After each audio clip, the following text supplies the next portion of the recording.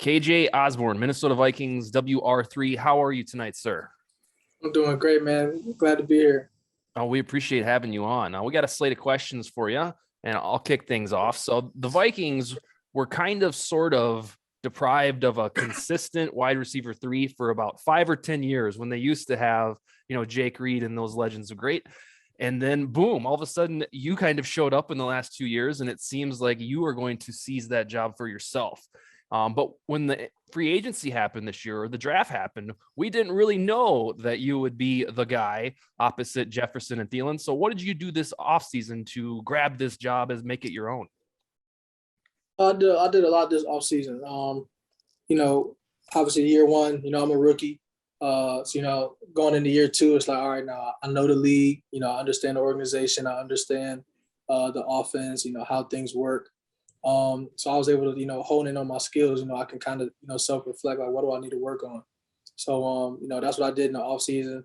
Worked on, some more, explosiveness. I've always been really strong, but then I'm like, in the league, it's like, you can be strong, but, can you play football? So that was the thing. Like, can you play ball? So I honed in on just like my craft, route running, coming in and out of my breaks, just the details of, just receiver play, like the art of it. And then, when I got to OTAs, it was just time to perform. Like that's all it was. A lot of guys, they were coming in. I trained with like some big name guys. They're talking about, OTAs, just chill, da da da. I'm like, I ain't in that position. Like OTAs, like I got to come like it's week one. So that's what I did. OTAs, just had a positive mindset. Went out there and worked every day. Just try to keep stacking days. Last year, I want to follow up real quick. Last year, did you feel like just the punt return guy? Because that's really, you never really got in on offense. Were you chomping at the bit to get on the field to catch some of those Cousins passes, or had you just kind of accepted the special teams gig? I was just trying to kind of find my role. Trying to find my role. Obviously, the whole year was just weird. We didn't have no preseason, no OTAs. We just came in training camp. We were there. So, I was just trying to find my role. I was always ready for offense. They never put me in there, but I was always ready.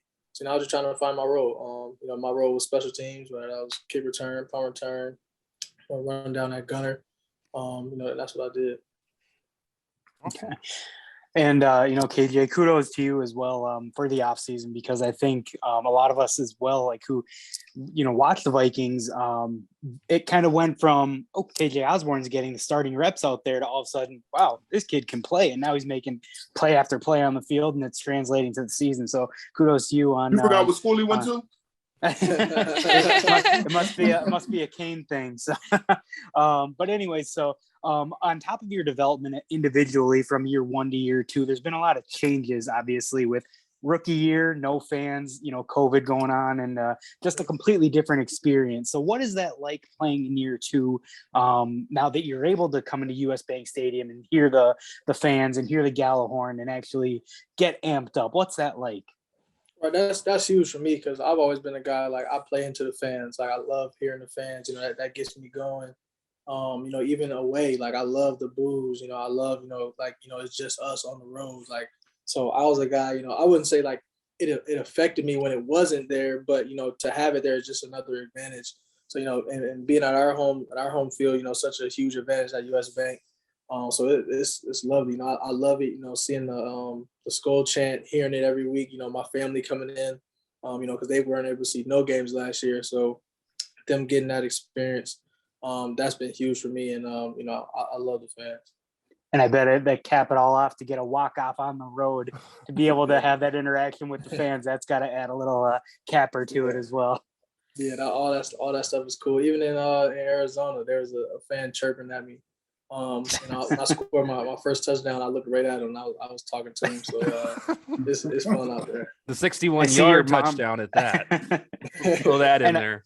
And I see your mom finally got the game-winning ball from the Panther game. Is okay? She did. She got it. Good. Well, I will say with the fans, it's been kind of fun to see week after week how many more KJ Osborn jerseys you see in the stand. Yeah.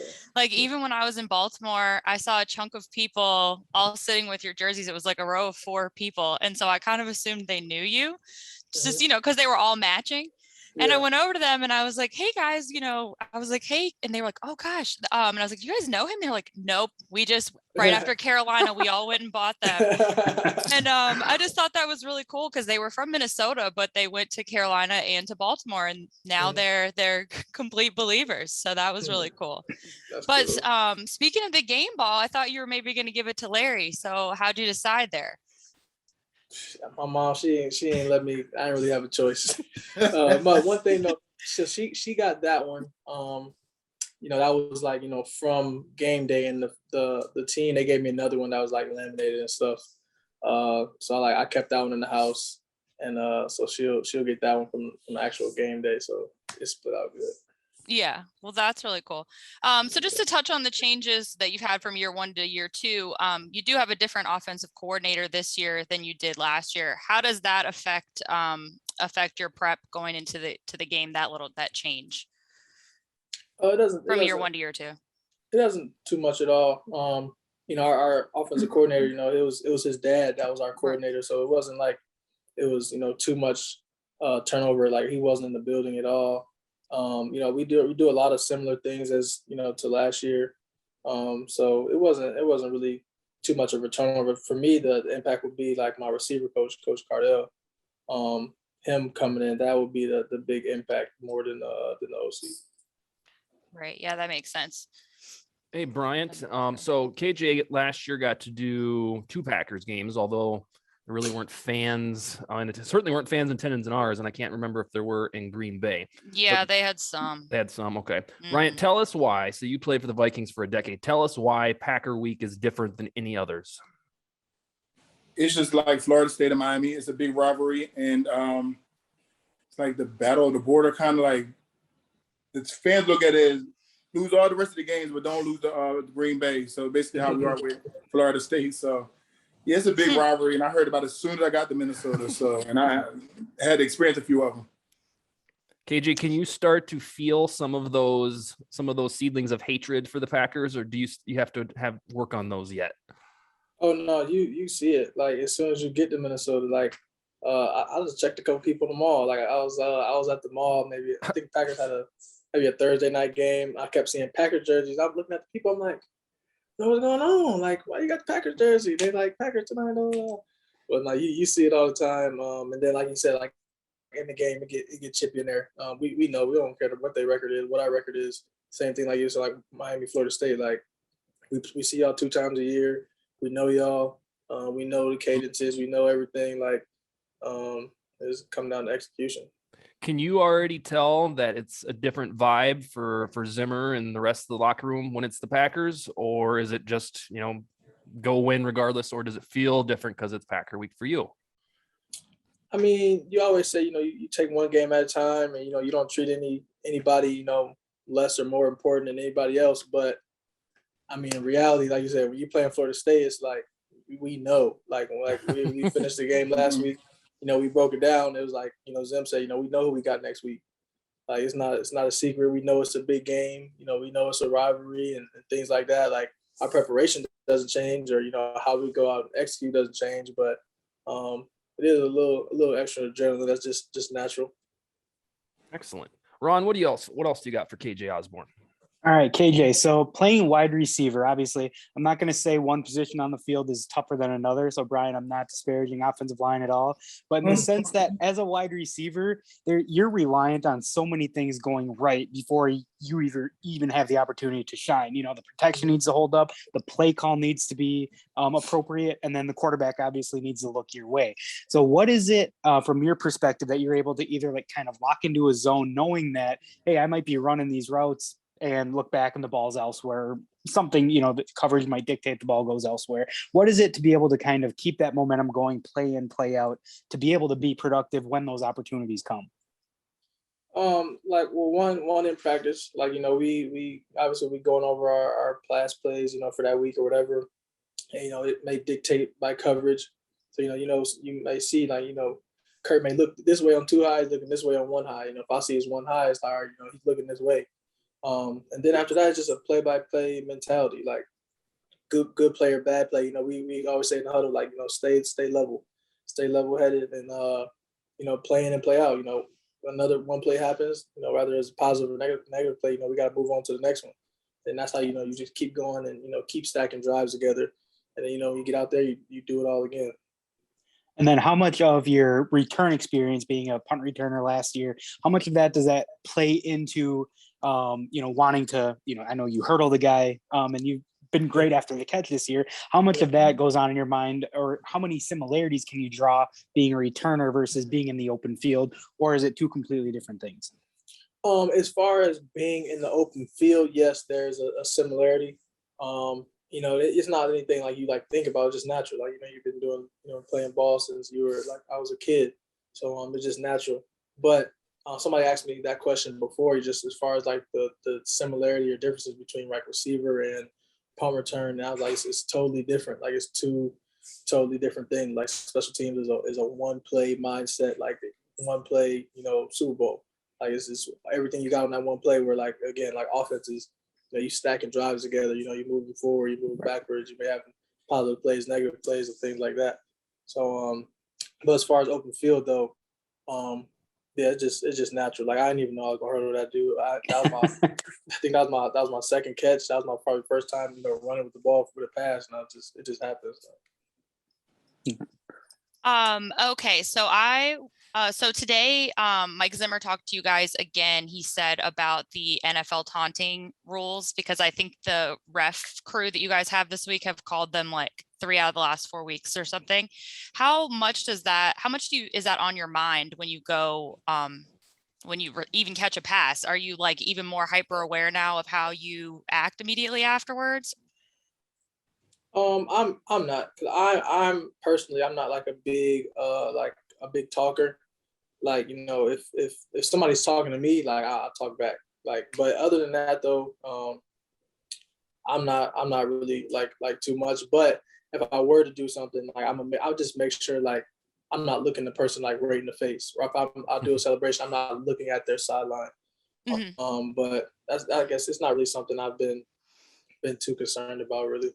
Unless you're winning the game, and then it's different. Yeah. When you're celebrating winning the game, yeah, all bets are off then, right? Yeah. Then you take your helmet off, right, and you snarl at everybody, don't you? Yes. At least I wasn't looking at their sideline. So well, time expired at that point. So what could they do? It was all good. But yeah, I was surprised though they didn't find me for that. Because I was in the moment. I wasn't even thinking about that. And then I went back and they're gonna find you for that.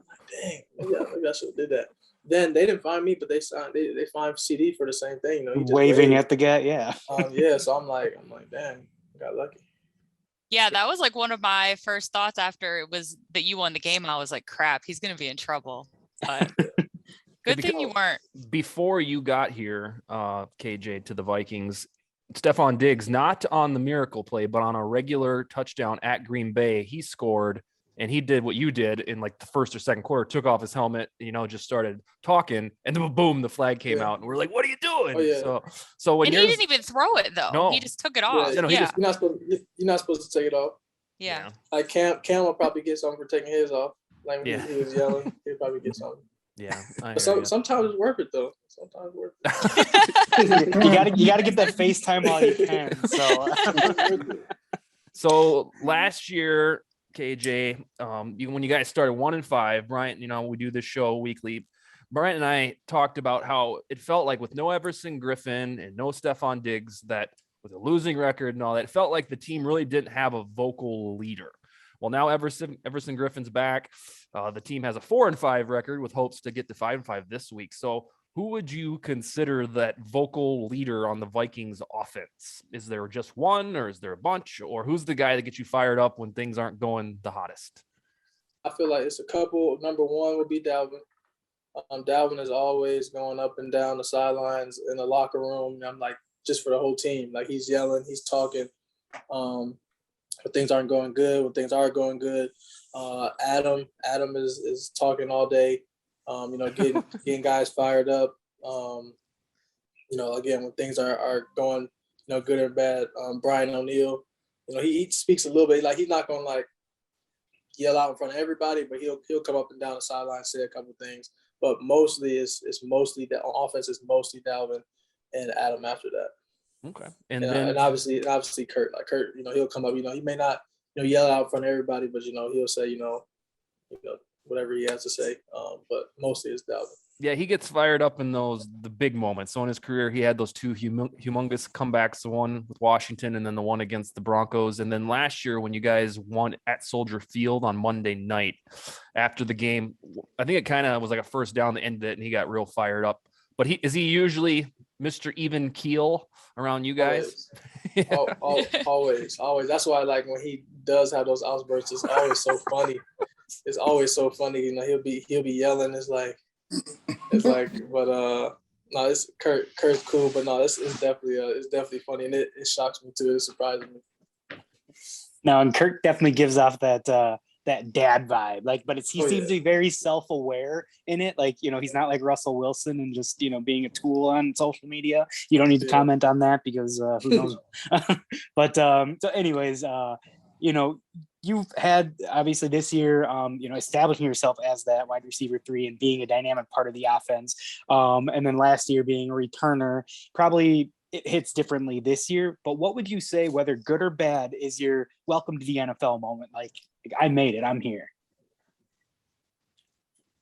That's a good question. I feel like my welcome to the NFL moment, I feel like that's kind of, I can go two ways with that. My welcome to the NFL moment was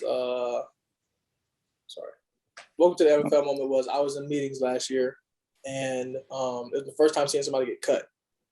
That was my welcome to the NFL. We were in a meeting, and a guy got a tap on the shoulder, and we were whatever, we're there, and then he walks away, whatever. I'm like, whatever, and somebody came to grab his bags, and I'm looking around. Why they grab his bags like that? Now I go back to his locker room. It's empty. It was nobody ever there, and it kind of shocked me. I'm like just like that, gone. You don't say bye to people. They just, so and so is removed from the group chat. Move on. Somebody else come in, new position, sign. And it's just gone. So that was my first time not really seen it. I'm like, dang, we were just talking in the walkthrough, or you'll go out for a walkthrough and somebody else is there. You're like, oh, where's what's the name? They let him go. I'm like, dang. That was my rookie year. I was it was shocking me. I'm like, this is real. As much as it is fun and everything, it really is a business. Mm-hmm. That was my first really welcome to NFL that it really shocked me. I'm like, all right, this is for real. I had to learn my first year when I held up for 98 days. So did you obviously you obviously, Brian, because you had that 98-day holdout, you didn't probably experience the cut downs from 90 to all the way down to 53. But I knew it was business then when I had to hold out 98 days. And almost had to go back into the draft the following year. But did you have any moment like that when you did get signed and you were in the locker room where, what KJ is talking about, where just all of a sudden a guy's next to you one day and then all of a sudden he's not there? Listen, if that wasn't business what I went through, get all the people getting signed, I had to wait all this time to get in the locker room. Every season was going by the time I got in the locker room. Well, remember though, you told the story, Brian, about when Randy Moss got traded and it was no goodbye, no nothing. You texted. Yeah, you had to let him know. His like, locker was emptied out. I can't believe it. I said, I can't believe they did that. He said, what you talking about? I said, you don't know they cut you? He was like, what? Get you back. Yeah.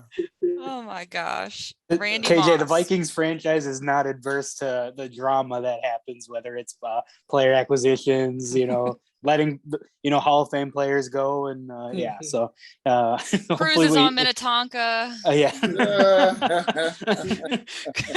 Sounds like nothing compared to the days at Miami, though. So what Ed Reed said.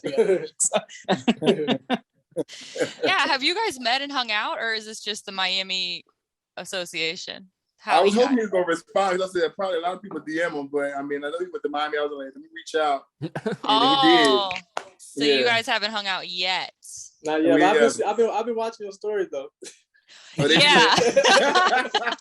Well, you had to, having gone to the U, you had to have caught up on the docu-series, The U, right? Oh, yeah. Okay. Yeah. There you go. Yeah, stay tuned to those stories. They never stop. So. Anyways, okay, so since we kind of got off football for a second, I have to ask about Larry. I'm obsessed with Larry. I work in animal rescue with bulldogs predominantly, so yeah, we have to see him. Oh my God. Larry laid out. He had a hard day at work. He's knocked out. And Larry is huge. Huge. He's huge. Isn't he like 60 something pounds or something? Yeah, he's about 50 something to 60 pounds. Yeah. He just turned 1 like last week. Yeah, that's what I was gonna say about Scorpio season, Brian. Is that Larry's a Scorpio. He's knocked out. When I Scorpios. I take him to daycare on my long days, so when he come back from daycare, he's finished. Oh, I bet. Yeah, my friend Jen got me a cameo from you for my birthday like 6 weeks ago, and that was remember. Yeah, and that was before you had done the Purple Pup story with Lindsay, and so I didn't know that you had Larry before I saw your cameo, and so I'm obsessed with him now. But for anybody who didn't read Lindsay's piece about him, can you talk a little bit about? I mean, because he's your first pet, so that a lot of people don't like start having a pet for the first time, in their 20s. They grow up with pets, and you talked about how he like helped you out in COVID and stuff, so if you wouldn't mind sharing that. So last year I got Larry the last week of the season, like week 16 last year, so it was about December, but I figured out I needed a pet because last year was COVID, and so when I got to Minnesota, I don't know anyone here. So, and I couldn't leave anywhere because, it was COVID. It was like, it was when it was really heavy. We get late in the season and the schedule starts to change like it is now. And, Wednesdays, which are usually our long days, I start being home at about 4. And then on Thursdays, like I'm here maybe at like 1. So it's like, I just have all this time. Like, I'm not a huge video game guy, but, I'll play some video games. But I was getting bored. Like, I can't go nowhere. I don't know anybody. Like, I try not to be on Instagram like all day. Like, so I'm just sitting in the house. Like, and things weren't going for like the greatest last year. So I'm just sitting in my house, like, all this time to think. And it's like, I'm not busy like doing things. So like, it just makes my mind like go everywhere. So I'm like, I need like a pet. Like I feel like that would, help me out. I plan on getting him in the off season. Then I was like looking around, asking some people, some like my teammates, breeders and stuff. And then I went to go like see Larry. I was really just supposed to go see him. I was gonna go to the game and then come back and pick him up like after the game. And I ended up leaving with him. I didn't even ask my financial advisor. I got him because it just so happened like one of my buddies was up, so we played away, so he could watch him for me, like for those little 2 days. But after that, it's been cool, man. It gives me another like some responsibility. It gives me like like I said, I don't have anybody up here, so like it's it's just love. Like no matter if I have a good day, a bad day, I can always come home and Larry's the same dude. Like, and I didn't really think like a pet was really that deep. I know like they're cool, like and everything like that. But like when I look back on it and reflect, like like I can come home, good day, bad day. Larry's excited to see me. He's jumping, he's running, and like he want to have fun. He want to sleep. He's gonna do all these other things. Again, it gives me some responsibility. It lets me not be lonely here, all the time. Everybody loves him. He travels with me everywhere. So it's good. So I'm really happy that I got him. It's crazy how many people you meet when you're outside with your dog. Like how many people talk to you or like at the dog park or at daycare. So you do even then have those little social interactions with people that you normally wouldn't have. So yeah, he sparks a lot of conversation. I like when I first got him, people were like, oh, you trying to get him to talk to the girls? And I'm like, I never even thought about it like that. But like when I got him, it's like, especially like he's a little fat boy now. But when he was a baby, like I couldn't even walk through the airport. Like sometimes I would have to hide him because I can't walk because people want to take pictures with him. They want to grab him. They want to talk to him, like whatever. So I'm like, Larry, you famous. Like I can't even do anything. Right. He's outshined you. Question, what time do you have to be in now? Because I heard you say like on Wednesdays, you're home by like 4. I know when I was playing, I wasn't getting home till like 5:36. Mm-hmm. And on Thursdays, like Wednesdays, Thursdays were like 5:36. Fridays were like the early days where it'd be like 1:30. Yeah, so like today, like Wednesdays are usually long days. So I think we were about done at 4. So I was probably home probably about 5:30. Now Thursdays he's starting to make them like late in the year now. He's starting making them early, so we'll move it up. Like it's similar to a Friday. Well, Fridays like we will. What's like today? First meeting is at 7:30. Or we at 7:25 today. Oh, like special teams and stuff like that. Mm-hmm. Special teams. Team meetings at 9:00. Well, yeah, somewhere around there. Around. Yeah, somewhere around there. So Thursday, we'll do like walkthrough, lift, lunch, whatever. So Thursday we'll like just condense it down. Like so we don't have a lift, and walkthrough and practice will be at the same time. So we come in, meet, and then walk through. We walk through, practice all at the same time, watch it after, and then we're done. Friday, we just meet, no walkthrough, practice, and you're done.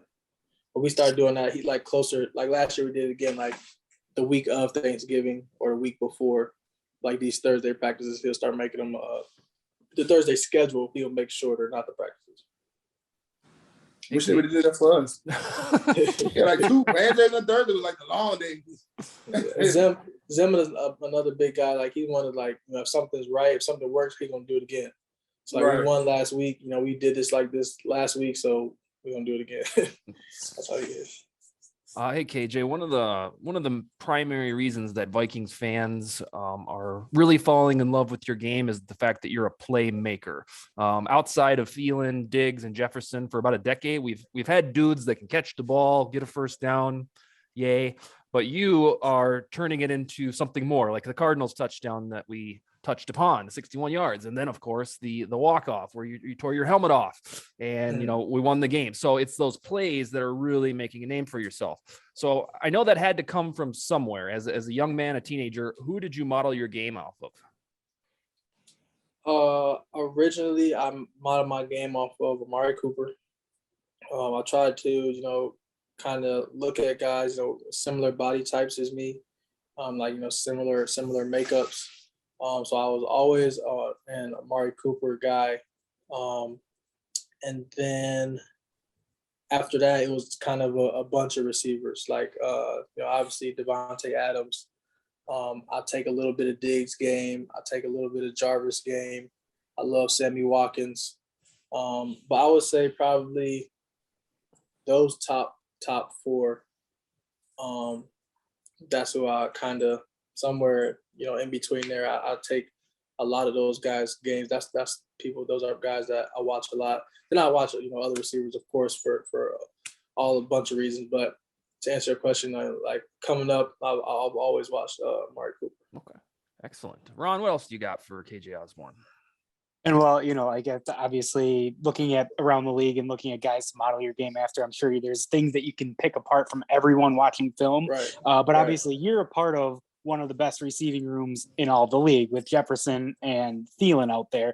So how much of that with dealing with those two, and obviously you and Jefferson being in the same draft class and kind of working up together, how does that help your game, and how are you guys able to feed off each other and get the best out of each other? Right. Yeah, it helps me a lot, just being able to, be around those guys every day at practice. Both of them have 2 different, games. So, I watch, different moves that they do, different releases, how they run their routes, like, what's the makeup of why they ran a certain route a certain way. And again, I steal things from them, just in the art of receiver, like you're just taking, it's like a toolbox, and you're just taking, tools and putting in your toolbox. So that's what I do. So, I'm really happy that I get to play with 2 guys like that. I'm asking questions and I'm watching all day. I'm trying different things at practice to make my game better. And I'm sure the other part, like, so being in Minnesota and Thielen, obviously, I'm sure you've heard the story. They bring it up every time on any broadcast, the Minnesota kid, the walk-on in college and whatnot. You guys all come from a vast array of places, Jefferson being first round pick, you a 5th rounder, Thielen undrafted. Is that something that kind of, like one way or another, like you're able to learn off of each other's experiences and paths to the draft and kind of play off of that as well? Or once you're there, you're just like, hey, we're in the same place, I'm working for myself and, working as the team? Yeah, mostly like after you get there, it's like, you're working for yourself. Like no matter how you got in, rather if you're first round pick, undrafted, um, it's just about after that, if you get to the NFL, everybody's good. It's just about how you perform. But I think if anything, Adam's story is what makes us, be able to say like, it don't matter how you get there. It don't matter, any of that stuff. Adam started off as special teams, worked his way all the way up. And again, like after that, it's just about what happens on the field. Like I said, we feed off each other. Like in Arizona, like I scored, I think Adam scored, and JJ scored. It's like we feeding off each other. So like it's love, but after we get there, it's just like we're a family, and you got to perform no matter where they put you at. One thing I wanted to tell you, KJ, so everybody on this show tonight has a pretty good pulse on Vikings fans and, Vikings community and how they feel. So point of order, I think you should know. So up until this year, when you've really started to break out, we've always been really top heavy with the wide receivers. So it's Thielen Diggs or Thielen Jefferson. In the event one of them missed a game, whether it was COVID or injury, it was always like, oh shit, now what are we going to do? But I can tell you now through conversations I've had in person and online, now that's changed where if Thielen were to go down with a hamstring or something like that, we don't feel screwed anymore because you're there. So I think you should know that that's the impact that you're making. Yeah. No, seriously, if something were to happen where, Jefferson's going to miss the game, it's like, oh, cool. We got KJ. We'll be fine. Whereas in 2017 or so, we'd be like, ooh, boy, what are we going to do? We're going to have to run it with Dalvin all game. So just know that. 3 tight ends. Sally, what else do you got for KJ? You guys covered a lot of what I was going to say, so I'm just going to do some commentary now. I think you got to put your mic, yeah. I was just going to do some commentary now because I'm out of questions. You guys took a couple of mine. Let's hear the commentary. No, just commentary on what you guys say. Oh, I see. I thought you were going to give your own feelings here. No one needs to hear that tonight. Well, I got another one for you, KJ. So all of these games that you're playing, like literally all of them are close. They're all 1-score games. And from the time Zimmer arrived in 2014 until the start of last year, most of the times Vikings games are either won decisively or lost decisively. But this new phenomenon is all these close games and nail biters and anxiety and all this. So do you feel like you guys are going to get to a point where you're going to start pounding some teams, or do you think we're going to be living on the edge for these remaining 10 weeks or whatever, 8 weeks? No, that's the goal. Is our I think we started that last week. Last week it wasn't a nail biter, but we tried to took a step in the right direction. Like Zim, he was talking to us. Like how can him as a coach, not let us get to these last play of the games, or how can we get over that hump? And the thing was like, don't let it get to the last play of the game. Like, get into that every week. So like we've been up on teams, good teams. We just gotta not let up. Keep our foot on the gas and finish the game. So I think that's what our mentality is now. To be aggressive. So if we up, finish them until the clock is triple zeros. So like just to keep going. So no matter if we up, keep our pedal to the metal and finish the game. So he doesn't have to come down to those last plays of the game, because we don't want to come down to that either. If we got a team down, finish them. We did that last week. They went down. Defense got held them to a field goal, and then offense, we didn't let them touch the ball again. It could have been, we could have went 3-and-out, then they went and scored, and now we got to go another 2-minute drive or overtime or whatever. So we did a good job at that, keeping the ball, 4-minute offense. A couple people made some plays, and we was able to take a knee finally.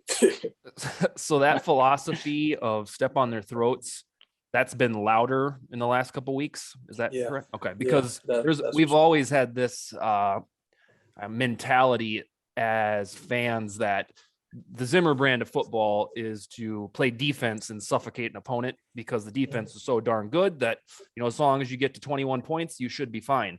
But that really isn't working in 2021. Offenses are too good. And so it's refreshing to hear that at least it's out in the world somewhere that we think we need to be more aggressive offensively. You even said, I think in an interview about a week and a half ago, maybe 2 weeks ago, that, we're the playmakers, get the ball in our hands. We'll take you home. I think you said something to that effect. I don't remember, but I could have, but yeah, like I said, we just got to we're gonna be aggressive. That's what our mindset is. Finish these games before the last play of the drive. Don't let it come down to a 2-minute or a field goal. If it's in our hands, let us finish it. And you brought up the fact that in every game you guys have built a lead against teams, and on the broadcast on Sunday, they did say the Vikings are the only team in the NFL to have a 7-point lead in every single game. Now, results are what they are, but as a fan, it's been the most stressful start to a season that I can remember in my 30 plus years because of the back and forth. Like every game seemingly is there. It's not a blowout loss, where sometimes you're looking at it like, well, we didn't have it today, but they're so close. So it's good to see that we went to LA and were able to take care of business and win, by double digits on Sunday. But with that, social media now is a lot different in your day and age than it was in Bryant's era. How do you stay away from all the noise? Because I'm sure the criticism, whether it's individual play or team play, or just even the praise that you may be getting, how do you either block that out or kind of harness that and turn it into something good? I try not to look at if I do good or bad. I try not to harp on it because it's a what have you done for me lately business. I can catch a game winner in Carolina and I'm the man. I can come out I can come out the Packers and drop 3 balls and I should be cut. So it's like it's like right. You can't take it. You can't take it too serious. My goddad, he always texts me. You're never as good as you say they are. You're never as bad as they say you are.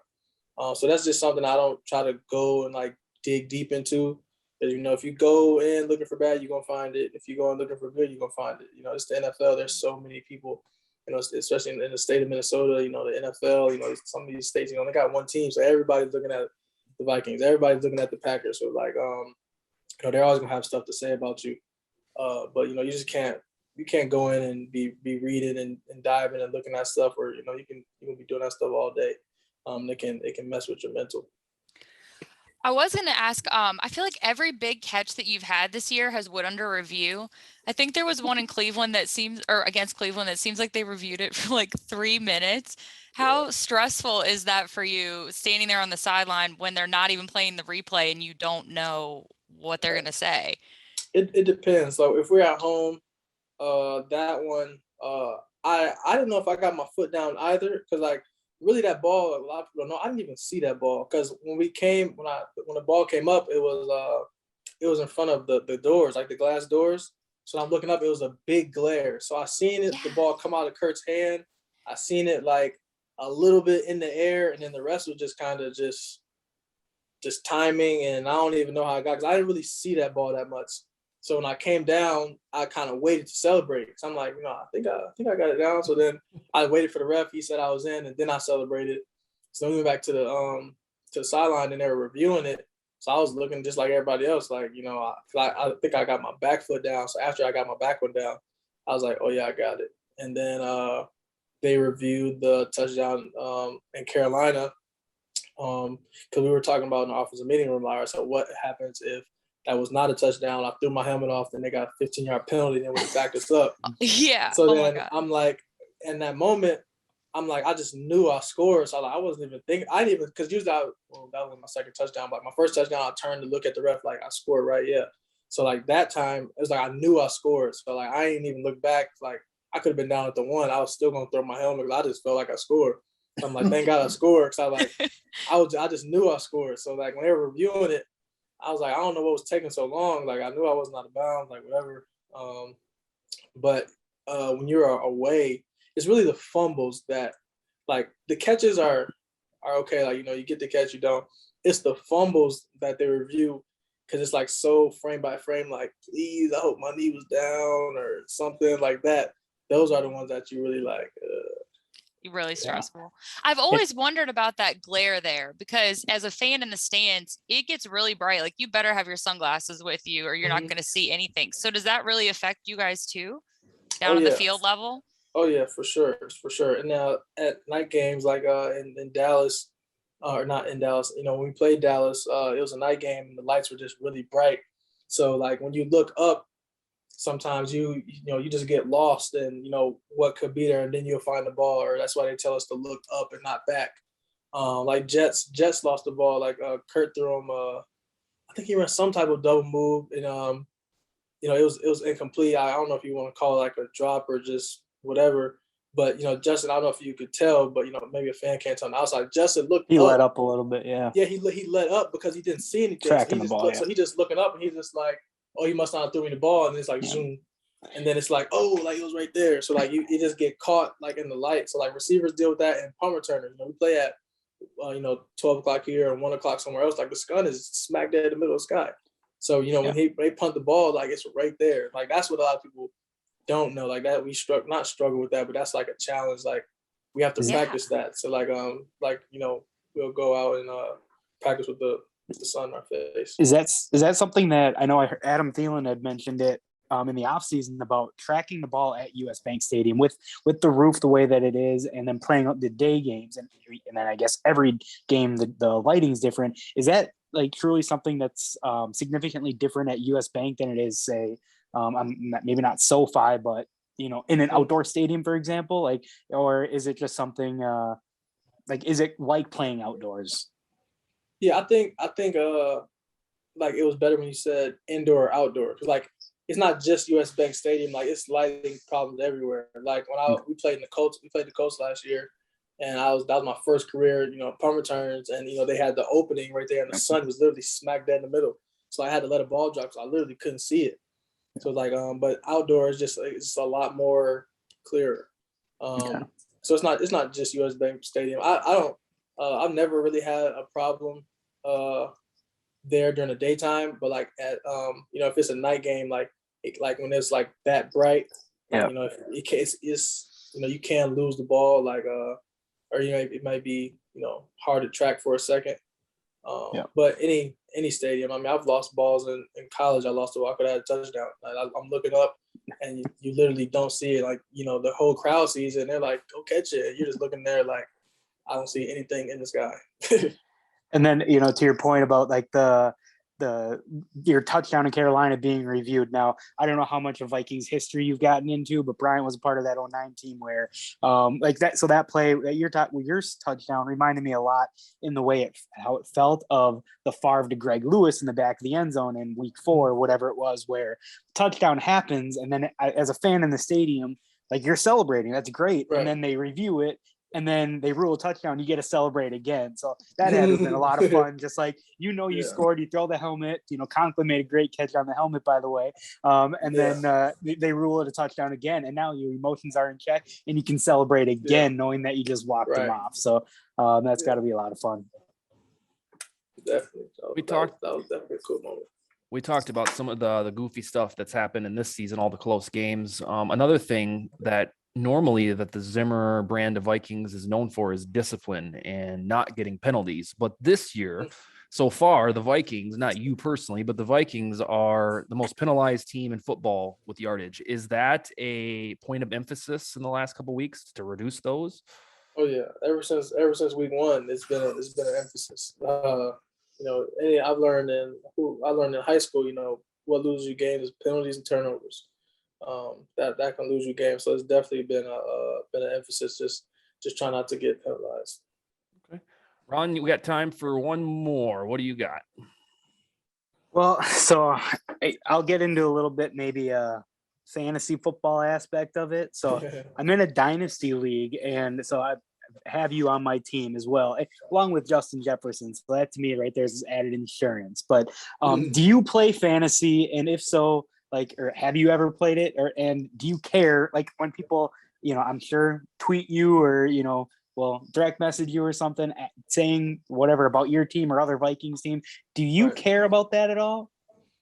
No, not at all. I don't. I actually I've never played fantasy football.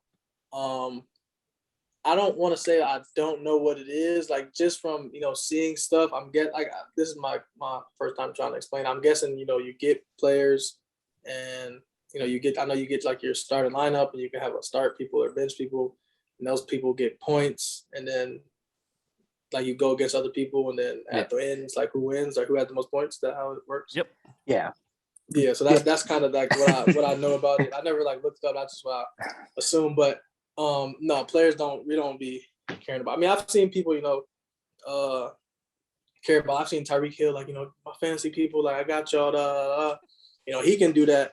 But no, I'm not in that position. So like something like these games, like not going to week 1, week 2. I don't know. I don't know if I'm gonna have 0 catches. I can have 7 catches. I'm like, I don't really know. So like I can't like be hyping you up. So I don't know either, bro.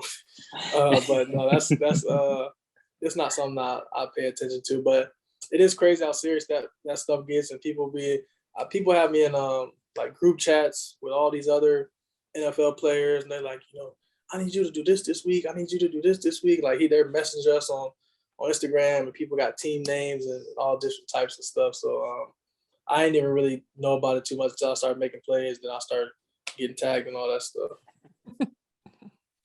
We'll get Bryant to play one of these years. I doubt it. He doesn't have time. He doesn't have time for all that. Right. Okay, so KJ, what goals do you have for the rest of the season individually? I have some goals that I wrote on my mirror over here, just like touchdowns or like yards, or just personal goals, even like some off the field goals. But I guess that's like my only set in stone like performance goals. Other than that though, I just try to go play my game. I do know like now, like I can play in this league, like I can make plays in this league, like I can do the things that I see other receivers doing, and that's like the player that I want to be. So I want to prove to myself that I can be the player that who I say I am, and who I want to be. So now I want to go out there and do it and perform and be the player that I know I can be. Like I've done some things, but I can do so much more. So that's my thing, just try to keep stacking and, go out there at practice and, work my butt off, on Sunday, I can, reap the rewards from, the stuff that I put in during the week. So I can be a much better receiver than I am now. So that's what I'm excited for the future. I'm excited for, each and every Sunday trying to go out there and get better. Cause I know there's a lot more coming. And that's good to hear. Cause as the fan base has confidence in you. I think now whenever a pass plays run, I think whether it's you or Conklin, these guys that were kind of unexpected to perform, even CJ Ham and all the volume he's getting out of the backfield. It's not like in years past when, I'm not going to name any names, but they throw to a certain guy and is he going to be in the right spot? Is he going to catch the ball? So it's good that you have the belief in yourself because you've proven it on the field for this first half of the season. So good luck to you the rest of the way with everything. And I hope you get those personal goals that you set out. Thank you. It's kind of the same, when we were talking about Thielen and how, he inspired KJ, or at least, that's the blueprint to, rise up from small school. Even what KJ did in this summer in training camp is now a model for other folks, because I had no clue, KJ, that you were going to be the wide receiver 3 in about April or May. We thought it might be BC Johnson or DD Westbrook. He showed up later, but all of a sudden you became the man at training camp and you're making these catches, and then it translated to preseason, and then boom, you're walking off the Panthers. So you're setting the example yourself. And I hope that you realize that. And it's pretty damn cool. That's kind of like when you're talking about going back on the social media, like that's why you can't, I mean, if people look at it, it's fine, but you can't take it, too serious. Cause I was thinking about last year, I'm going from not even one offensive snap, and the narrative can go from, not one offensive snap, returner, to, KJ's wide receiver 3, like KJ is doing this, KJ is doing that. And nobody would have ever knew. But all that stuff is up to you. Like it's not up to people watching the game. It's not up to my parents. It's not up to, fans. Like that's up to me. Like I control that narrative, So that's why people can't, if you good or bad, you just got to keep going. Like you can't let that stuff, stop you or, slow you down if you do have success. There's somebody else coming, it's a young kid out there that's training. It's all types of things. So like I said, you got to control your own narrative. Amen. All right, sir. Well, we appreciate you taking this 50 minutes to talk to us, and we would kindly request that you beat the Packers if you could do that for us. Please. I got you. I appreciate you guys. Yeah. Thank you very Thank you, much, KJ, for KJ. joining us. All right, Of course. Thanks for joining Yeah. us. that's all Thanks, we. BMAC, for getting it all set up once again. Thank KJ. All right, that's all we got for tonight. And Skol Vikings. Nice to meet you, Skull KJ. Vikes. Thank you, nice sir. to meet you. Nice to meet y'all. Thank you. Thank you. Have a Thanks good a night. lot. Good night, guys. You too.